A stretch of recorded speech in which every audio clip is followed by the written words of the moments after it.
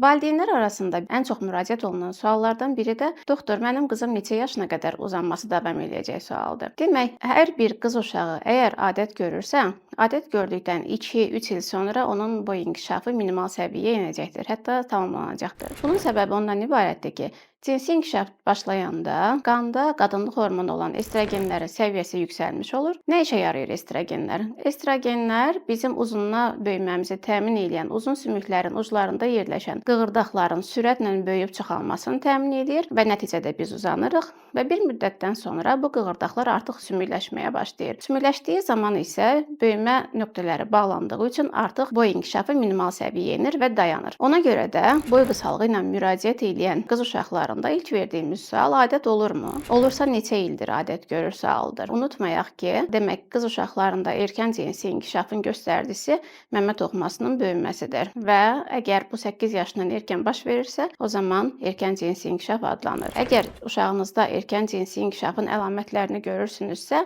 mütləq uşaq endokrinoloquna başvurmaq lazımdır. Çünki əgər uşağınızda erkən cinsi inkişaf başlamışsa, yəni uşağınız aybaşı olmuşsa, o zaman artıq boy inkişafı 2 il sonra dayanmış olacaqdır.